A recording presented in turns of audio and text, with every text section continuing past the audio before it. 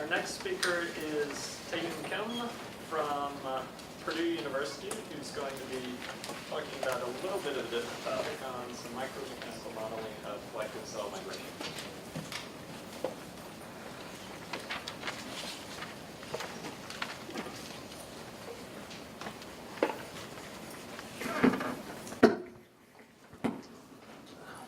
Okay, thank you for the introduction. So here I would like to present a novel, the micromechanical computational model for the cell migration.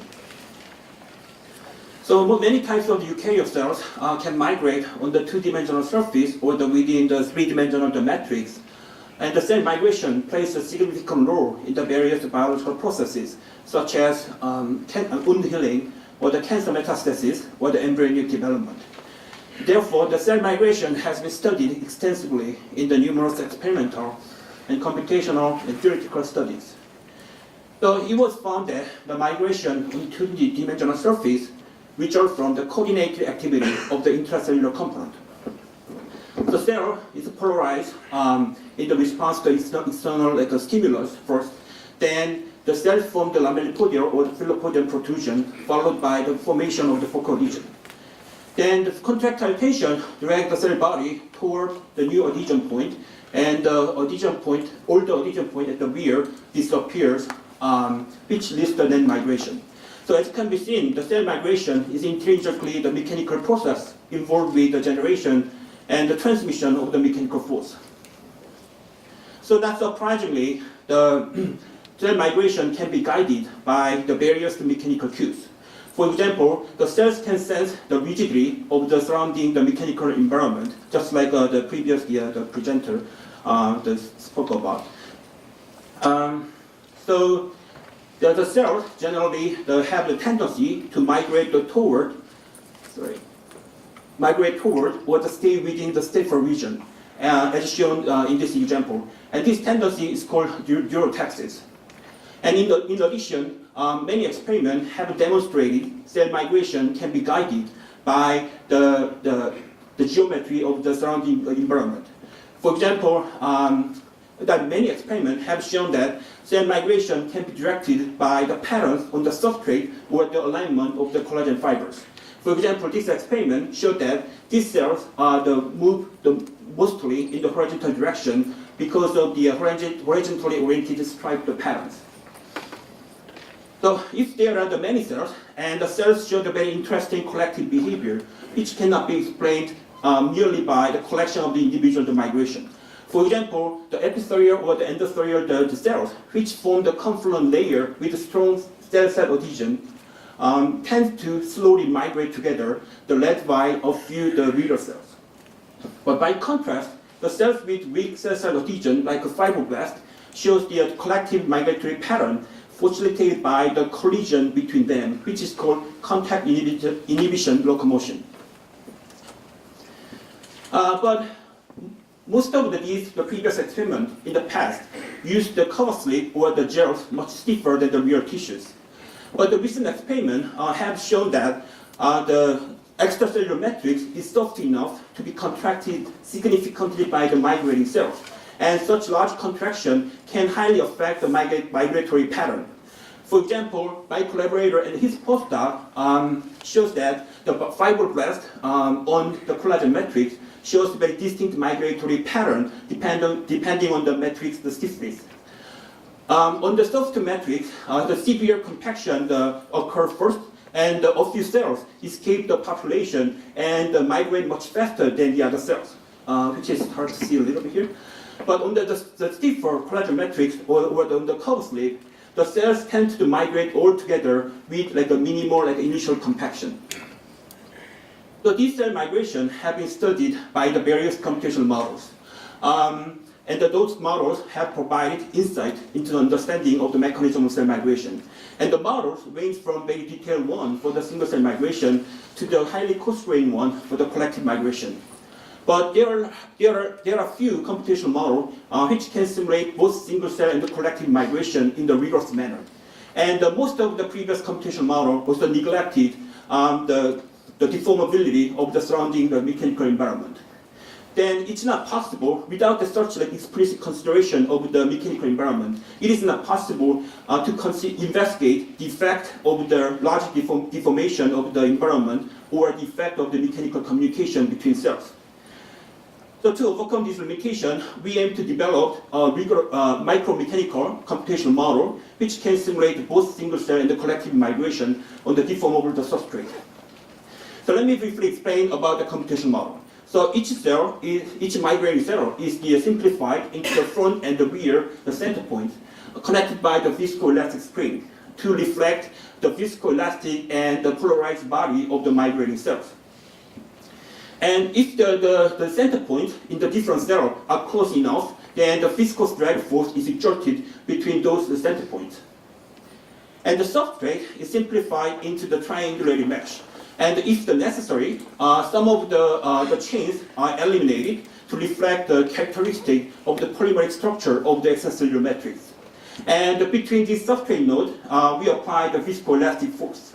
So we can change the areal density of this substrate node and the fraction of the eliminated chain and the property of this viscoelastic element to emulate various kinds of the substrate. So we put the one or more cells on this substrate and assume that the front and the rear have their own reaction area. So we assume that if the substrate nodes are underlying this reaction area, focal adhesion is formed, and the cells start exerting the contractile tension toward the center point. So the rear point has one single static reaction area, but the front, the center point, has a dynamic reaction area to simulate the stochastic deformation of the lamellipodium protrusion. So of course we can change the number and the appearance rate and the duration of this dynamic reaction area to stimulate the various type of the migrating cells. So in summary, the equation for the center point include the viscoelastic force between the front and the rear, the center point, and the viscous elastic drag between the adjacent cell, and the interaction with the substrate node via the contractile tension, and we also assume that the cell feels the viscous drag from the surrounding medium. And the equation for the substrate includes the viscoelastic force between the substrate nodes and the interaction with the cell center point via the contractile force. So from now on, I will present some of the result obtained from this micromechanical model. So in the first stage, we assume that the substrate is infinitely stiff, like a curved slit, because we wanted to compare, we wanted to test whether our cell model can recapitulate the previous experimental result measured on the curved slit. So first, we put the one cell on the infinitely stiff substrate, and these three movies shows the cells shows very random migration trajectory because of the stochastic formation of the reaction, the area on the front center point. So the average mean square displacement measured using the many cases indicates that this cell shows ballistic motion at early time, but the diffusive motion at the late time, just like experimental observation. Okay, then we want to test whether our cell model shows the contact inhibition locomotion shown in this movie. So for that, we put the 50 cell on the infinitely stiff substrate at the low density. And please note that these circles kind of indicate the core of the cell body, like a nucleus, rather than the actual size of the reaction area. So the cells in our model indeed show the contact inhibition locomotion even without any volume exclusion effect over the repulsive force. And this is possible because the available substrate node around the center point becomes asymmetric if the two cells become close enough. So the net force automatically is directed in the opposite direction, which leads to the natural contact inhibition locomotion. Okay, this contact inhibition locomotion leads to collective behavior of the fibroblast, as mentioned earlier. So we wanted to test whether our model can recapitulate this collective migration. So we repeated the simulation with 10 times greater the cell density, as can be seen in this movie.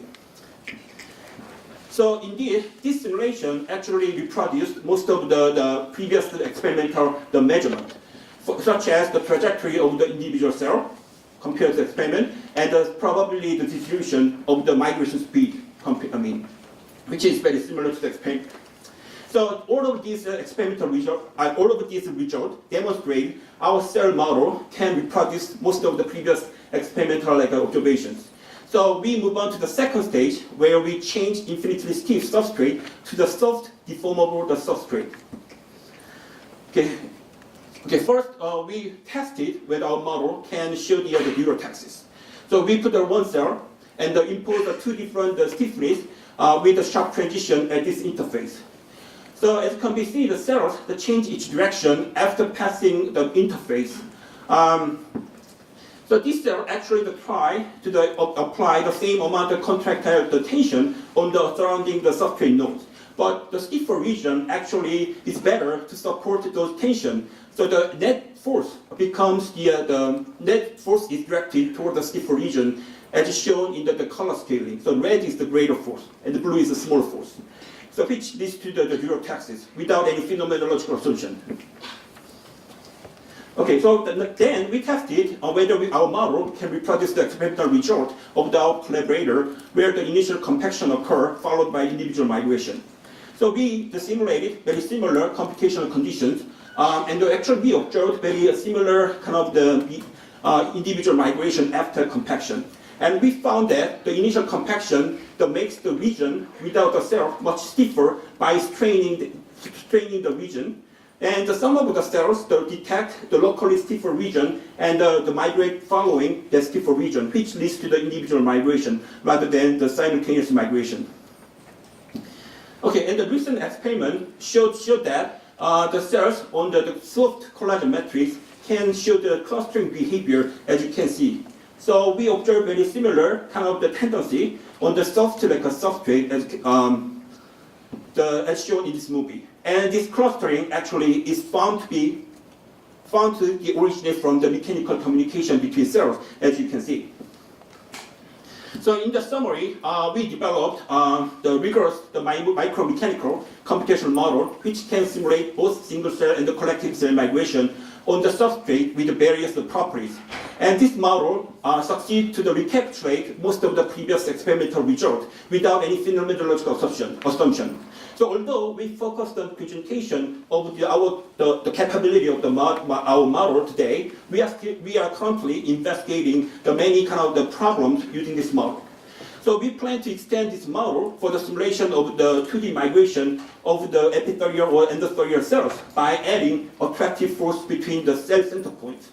Also, we plan to extend our model for the simulation of the 3D collective migration within the extracellular matrix. So I appreciate our lab members, especially the PhD student, Abdelrahman Hassan, who developed the micromechanical model, as well as an undergraduate student, Thomas Beer, who helped the analysis of the data.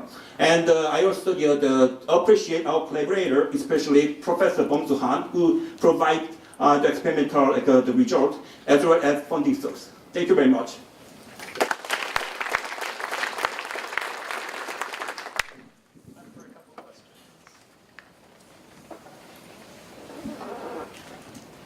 Oh yeah, so some of the videos you had the two spheres representing your cells, the back and front, and the front one was larger than the back, but the last video I saw they're the same size. Is that something you actually vary, or is that just visualization? It can be varied, but yeah, I think I found that at the last meeting, so I didn't have time to ask the student, but the student might have used the same kind of the reaction area between front and back to minimize the migration and to maximize the clustering behavior, or just it might have been such a mistake in the kind of the making the movies, but both can be possible. Yeah, I'm just being honest. Yeah.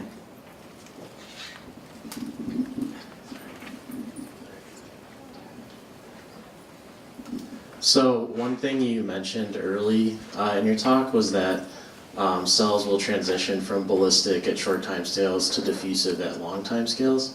However, there's been a lot of research that shows that cells will have fairly robust super diffusive behavior at long timescales. So I was wondering what you think you might have to modify in this model to be able to capture that super diffusivity? Yes, actually I have seen the many presentations in the APS meetings about the super diffusive at the latest times. So I guess there are some kind of the mixed literature about super-diffusive and diffusive, but the recent kind of experiments support more super-diffusive behavior. So I guess we can just reproduce that again by tuning the dynamics of the lamellipodium. So because if the lamellipodium has maybe longer duration, then it shows more like a ballistic motion at the longer times. But there might be the other parameter, the degree of the polarization of the body. But I expect the dynamics of the lamellipodium, the kinetics, is the main kind of the factor which can change between the diffusive and super diffusive motions. Let's thank our